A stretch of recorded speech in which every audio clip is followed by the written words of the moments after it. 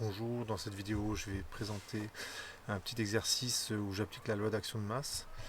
Donc ça va me permettre de faire des petits rappels de cours et de voir dans un cas simple comment on l'utilise.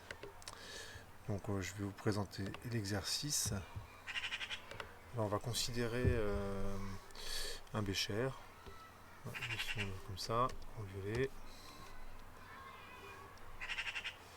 Je vais prendre pour simplifier 1 litre d'eau. Et dans laquelle il y a on a mis du KI en fait. Et la concentration de I-, c'est 0,5 mol par litre. Alors comme j'ai un litre, en fait, ça fait 0,5 mol de I-. Le K+, il est spectateur, au passage.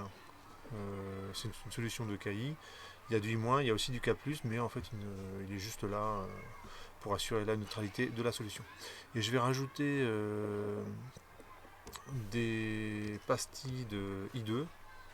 Je vais rajouter pour 0,1 mol de I2. Donc au départ c'est solide, donc ça fait très peu de matière, donc ça ne va pas augmenter le volume. Hein, c'est comme si vous mettiez quelques grains de sel dans de l'eau. Voilà, ça ne change pas le volume d'eau, enfin ça change de manière complètement négligeable. Et la réaction qui a lieu, c'est la suivante. C'est I2. Du coup, une fois que j'ai mis les grains de I2 dans l'eau, ils se dissolvent. Et le diode se dissout en solution aqueuse. Donc du coup, c'est I2 aqueux, hein, en solution aqueuse. Plus I-, ça donne I3-. Et la constante de cet équilibre-là, c'est 450. Voilà, donc ça c'est la réaction qui a lieu dans le bécher. Alors pour faire et ce qu'on demande en fait c'est l'état initial. L'état final, pardon, une fois que la réaction une fois qu'on a atteint l'état final. Alors pour ça, on va appliquer la loi d'action de masse. Alors avant de démarrer, je vais faire un petit rappel de cours. Donc ce que je vais utiliser, c'est l'activité chimique d'une espèce, d'un soluté. Donc je ne fais pas tout le cours, hein, je rappelle juste ce dont j'ai besoin pour cet exercice. Et en fait, c'est la concentration de l'espèce I, donc je la note AI, sur C0 qui vaut, et je rappelle que C0 ça vaut 1 mol par litre. Donc dans les exercices, très souvent ce qu'on fait c'est que le C0 au bout d'un moment en fait on ne le note plus parce que en fait les concentrations étant quasiment tout le temps exprimées en mol par litre, on arrête, on divise par 1, donc finalement on peut ne pas, enfin en pratique on ne note pas. Donc on va dire ça c'est égal concentration de AI. Donc ça c'est, attention, en pratique. Hein. Mais il faut savoir que quand j'écris ça, il faut avoir quand même quelque part à l'esprit que normalement je divise par C0. En fait, vous aurez un problème le jour où vous aurez une concentration en autre chose que des moles par litre. Ce que j'aurai également besoin, c'est la loi d'action de masse. Donc je le rappelle ici. C'est à l'équilibre, le quotient de la réaction, je rappelle dans un instant ce que c'est que le quotient, c'est égal à une constante, que je note K, qui était une constante d'équilibre, de l'équilibre ici par exemple qu'on étudie, K, et qui vaut 450. Alors une propriété de K, c'est qu'il ne dépend que de la température. Et le quotient, en fait, c'est l'activité, alors en fait je vais l'écrire dans ce cas-là, c'est l'activité chimique de I3- divisé par l'activité chimique de I2 fois l'activité chimique de I-. Donc ça va donner ceci.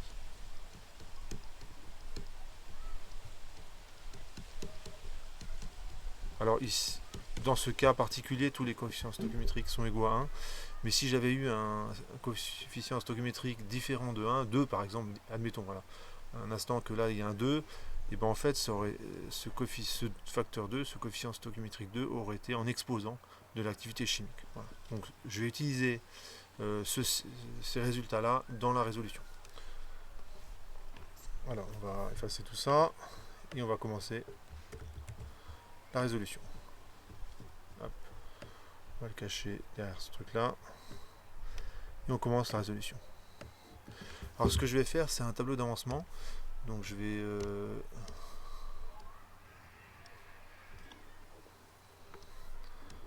précise que je travaille en mol.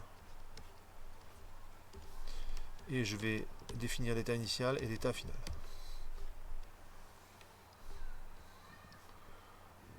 Donc ça c'est un peu...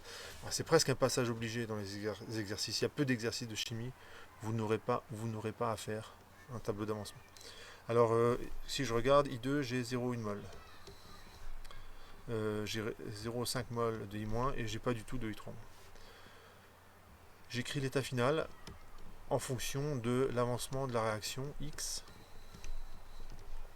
Donc ici c'est moins X parce que ici c'est encore moins X et ici c'est plus X parce que les coefficients stoichiométriques qui sont ici, ici et ici sont, ils ne sont pas notés mais parce qu'ils sont tous égaux à 1. Du coup je retrouve moins X et plus X. Je vais maintenant appliquer la loi d'action de masse. Donc je vais dire que à l'équilibre, donc ça, pensez à l'écrire.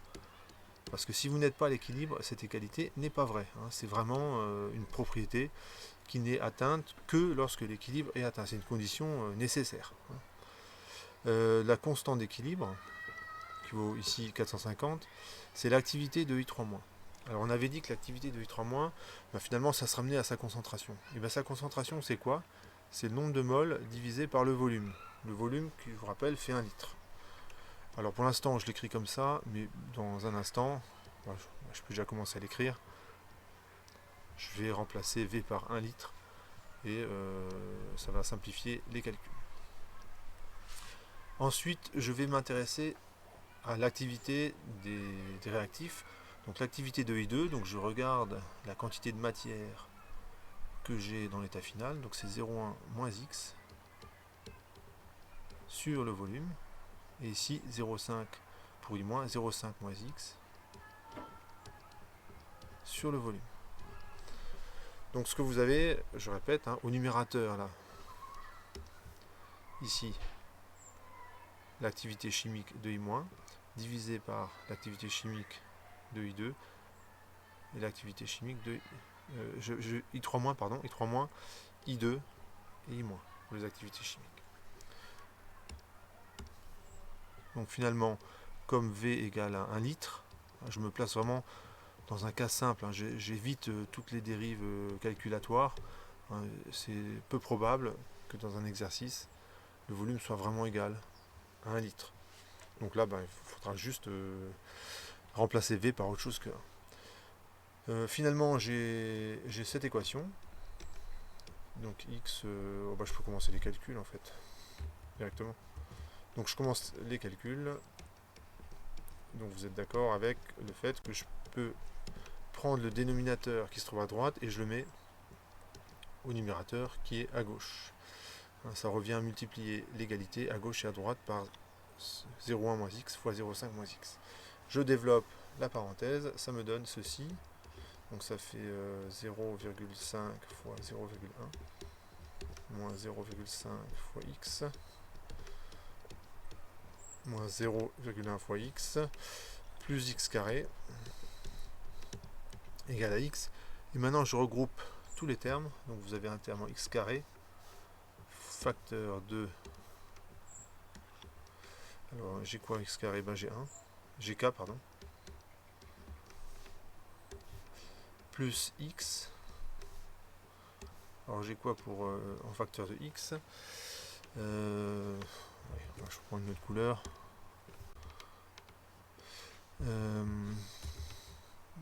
Plutôt le vert. Donc si je regarde les x, le k je le distribue, ça fait, alors déjà moins 0,5x, moins 0,1 fois x, ça fait moins 0,6 fois x, quand je regroupe ces deux termes là. Je multiplie par k, et j'oublie pas qu'il y a quand même un x qui est de l'autre côté d'égalité et que je dois mettre de l'autre côté. Et quand je le passe de l'autre côté, ce x, quand je fais ça, je le passe de l'autre côté de l'équation, ça fait moins x. Donc tout ça mis bout à bout, ça fait moins x moins 0,6 fois k. Alors, je l'ai écrit dans la bonne couleur. Bon, bien sûr, ça c'est un détail, hein, la couleur. Et plus, alors j'ai quoi pour le dernier terme? J'ai k fois 0,5 fois 0,1, donc ça fait 0,05. Et tout ça, ça fait 0. Donc là, c'est important que le terme en x, hein, il ne faut plus qu'il reste à droite. Hein, il faut qu'il y ait 0 à droite. Ce que vous reconnaissez, c'est une équation du second degré, et je sais résoudre. Donc on reconnaît une équation du second degré. On va calculer son discriminant, vérifier qu'il est positif.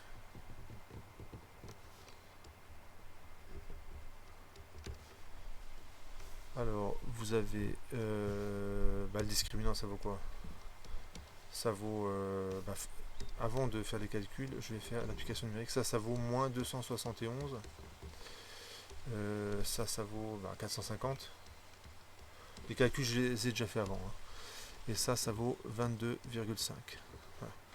Donc finalement, ça fait moins 271 au carré, moins 4 fois 450 fois 22,5.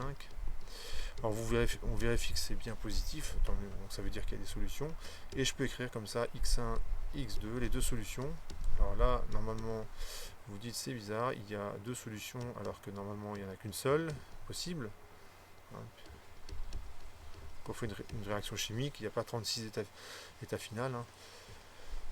Ici je mets moins b, donc ça fait, avec le moins, ça fait plus 271, plus racine de delta, et plus 271, moins racine de delta. Et là aussi, les calculs, vous me faites confiance, je les ai fait avant. Là, je trouve 0,502 mol, et là, je trouve 0,0994448. Je répète, hein, j'ai fait les calculs avant. Alors, c'est toujours embêtant quand vous avez deux solutions. Alors, en fait, ce qu'on va faire, c'est que je vais prendre par exemple x1 et je vais revenir à mon tableau d'avancement. Je reviens au départ. Donc, si je fais 0,1 moins 0,502, je vais avoir une quantité négative. Or, on est bien d'accord que ça, ce n'est pas possible d'avoir une quantité négative. Donc, en fait, cette solution-là, je l'exclus parce que donc c'est impossible. Car on a des quantités négatives, on obtient des quantités négatives de I-. Donc ça marcherait dans un film de science-fiction, mais pas dans un exercice. Voilà. Impossible qu'on obtient des quantités de matière négatives. Donc ça tombe bien hein, qu'il n'y ait qu'une seule solution, parce que j'en attendais qu'une seule, évidemment. Je vous fais remarquer que j'ai pris pas mal de chiffres significatifs. Il y en a 5 en tout. Pourquoi? Parce que, évidemment, là aussi, je m'en suis rendu compte parce que j'ai fait l'exercice avant. Je dois calculer 0,1 moins x. Hein, je le vois ici. Je dois calculer 0,1 moins x.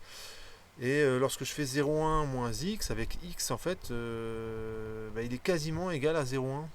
Si vous regardez. Ça veut dire que si je veux avoir un résultat qui est correct, il faut en fait quasiment comme c'est très proche de 0,1, c'est les derniers chiffres significatifs qui vont contribuer au résultat. Voilà.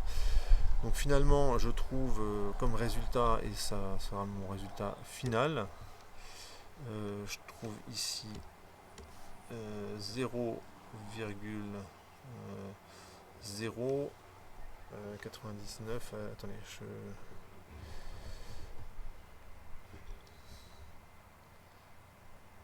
donc 0, 0. Je vais pas l'écrire comme ça. Je trouve 6,5, sauf erreur. Non, 5,5, pardon. Et bien sûr, les calculs, je les ai fait avant. Bon, normalement c'est bon. 0,5 moins x, ça fait à peu près 0,4. Là c'est pas la peine de garder plein de chiffres significatifs. Et pour x, je trouve 0,1 à peu près.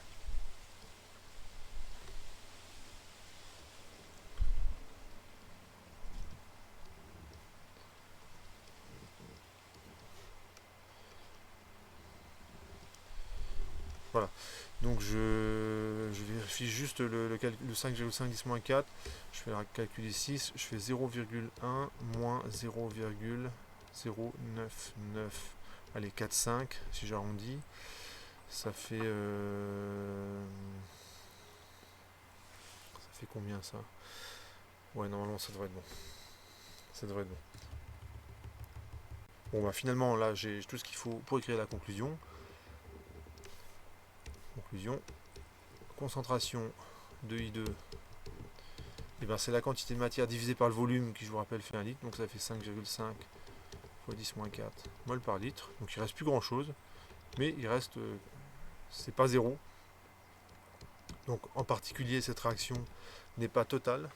Il reste du I2 à la fin. Ici, je trouve 0,4 mol par litre. Et enfin, I3-, je trouve 0,1 mol par litre. Voilà, on encadre le résultat.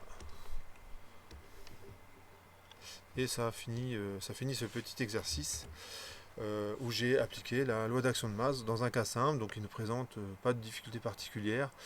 Bien sûr, on pourrait très facilement trouver des exercices un peu plus embêtants. Voilà, je vous dis à bientôt pour d'autres vidéos.